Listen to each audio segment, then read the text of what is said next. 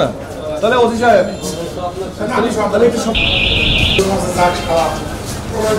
আমার বাবা মা আছে বেঁচে, শ্বশুর শাশুড়ি আছে, আমি কিভাবে বাঁচবো, কি করবো? তার একটি মামলা ছিল 394 এর দস্যুদের একটা মামলা ছিল। সেই মামলার একজন আসামিকে গ্রেপ্তার করার জন্য সে আজকে বিশেষ সূত্রের মাধ্যমে সে জানতে পারে যে আসামির অবস্থানটা চিহ্নিত করে এবং চিহ্নিত অবস্থানে সে যায়, তার একটা টিম নিয়ে যায়। এরপর আসামি তাদেরকে দেখে, পুলিশের অবস্থান দেখে পালিয়ে যাওয়ার চেষ্টা করে। আসামিকে চেস করতে থাকে।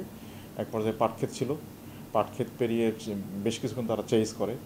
এক পর্যায়ে আসামি নদী সাঁতরিয়ে পালানোর চেষ্টা করে এবং সে যখন চেষ্টা করে তখন আসামির পিছনে পিছনে সেও চেস করে এবং আমাদের সাব ইন্সপেক্টর সেও নদীতে ঝাঁপ দেয়। ছোট্ট নদী ছিল কিন্তু তারপরেও সে একটু স্থূলকার ছিল আমার মনে হয় এবং আমরা এক পর্যায়ে সে সম্ভবত পানিতে যখন ঝাঁপ দেয় তখন সে সাঁতরিয়ে তীরে ওঠে, কিন্তু তীরে ওঠার পর সে আবার পানিতে যখন হাঁটু পানি পায় সেখানে আবার সে পানিতে পড়ে যায়। একজন প্রত্যক্ষদর্শীর মতে, একজন মহিলা প্রত্যক্ষদর্শী ছিল, তার বর্ণনার মতে সে হাঁটু পানিতে পৌঁছানোর পরে কিন্তু সে আবার উঠে 2 কদম হাঁটার পরে ওখানে আবার পড়ে যায়। মোস্ট প্রবাবলি সাঁতরানোর পরে সে হার্ট অ্যাটাক, তার হৃদযন্ত্র ক্রিয়া বন্ধ হয়ে গেছিলো সম্ভবত, সেই কারণে সে মারা যায়। এটা মূলত তারপর ডাক্তারি রিপোর্ট পাওয়া সাপেক্ষে আমরা বলতে পারবো যে আসলে কজ অফ ডেথ আপাতত দৃষ্টিতে তাই মনে হচ্ছে।